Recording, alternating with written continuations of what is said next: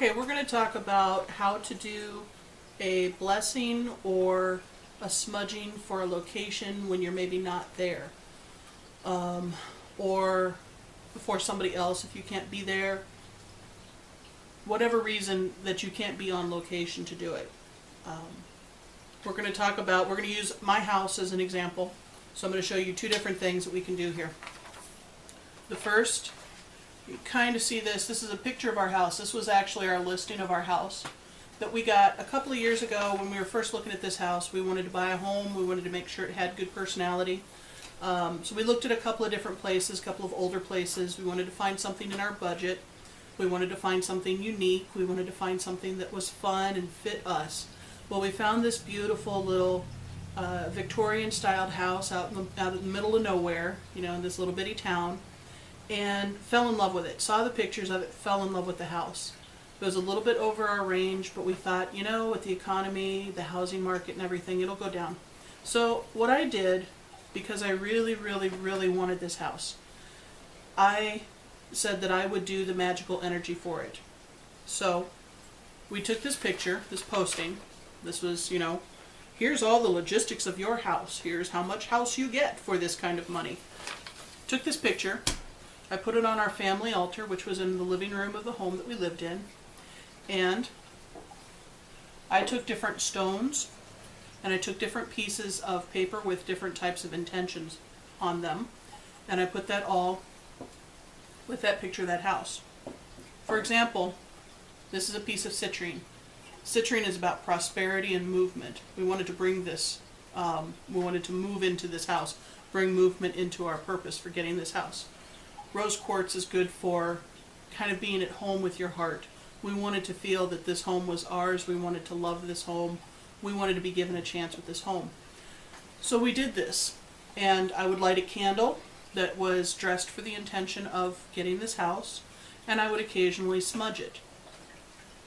Now you can do that with individual rooms as well. Like if you have somebody who's got a problem room in their home and you can't get to their home, and maybe they don't feel comfortable in this one particular room and they just can't figure out why, the energy in it's kind of strange. You can do the same kind of thing with an individual room. So I'm going to use the dining room, for example, which is the room we're sitting in right now. And you can kind of see I've outlined the perimeter of the dining room. Now below dining room there's all these little words. There's things like health, love, family, togetherness, peace, joy, friends, creativity, and happiness. What I like to do is I like to be really creative with it. This is a little bit like grade school art class all over again.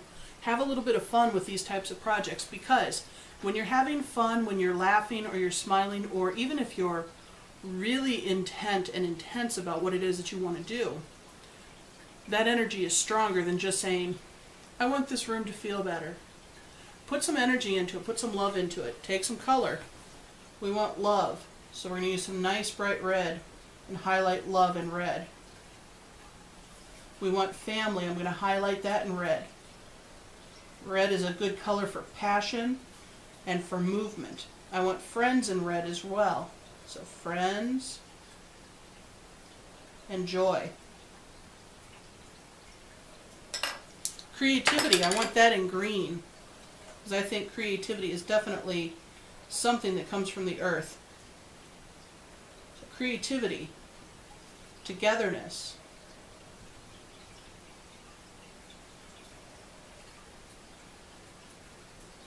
and health. Health is definitely a green one for me.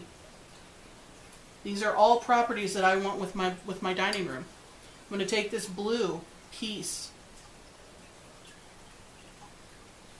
happiness.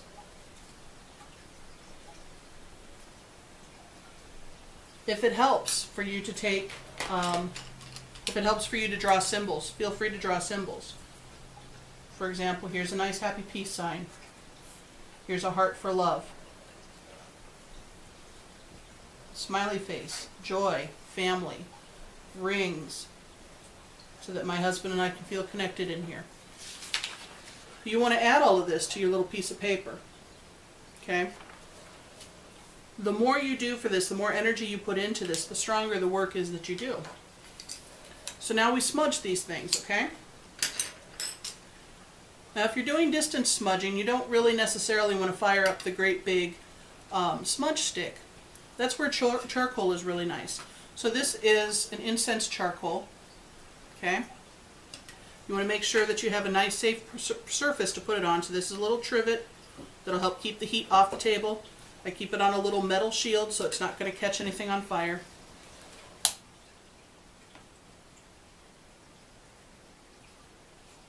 And you want to catch the briquette on fire. It takes a second. There we go.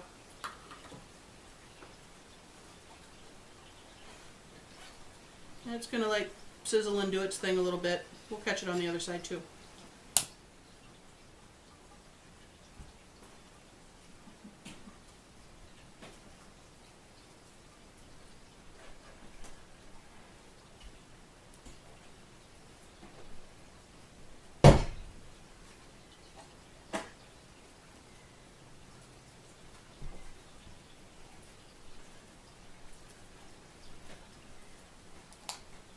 Okay, so the briquette is doing its business now. Sorry, it takes a couple of minutes sometimes to get them started.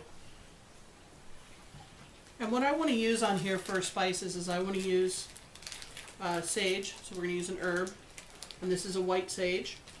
And we're going to use cinnamon. I use sage because it's good for cleansing, it's good for purifying, it's good for bringing things kind of back to ground zero. And I like to use cinnamon for a lot of my housework because cinnamon brings that passion, brings that positive energy in. We got a little bit of smoke from the briquette. But both of these are really good spices and herbs to use on a process like this. So I'm going to start with this little bit of sage. And you just put it right on top of the briquette and it will catch. And it'll smoke off of there.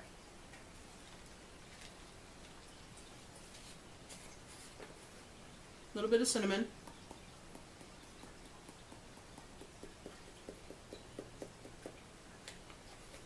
Okay, so now we have this little smoky thing.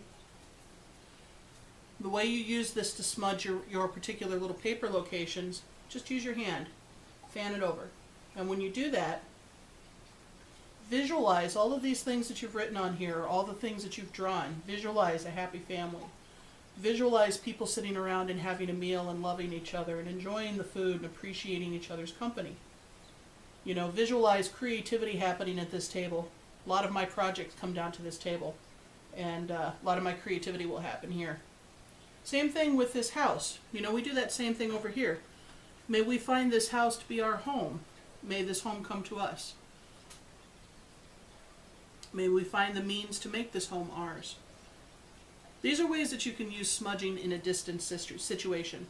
You can also do this with pictures of people. Let's get the smoke out of the way here. If you have somebody that you want to do some energetic work for, some kitchen witchery for, and you can't get to them personally, then a lot of times you can use a picture. You can use a picture and do the same thing with that.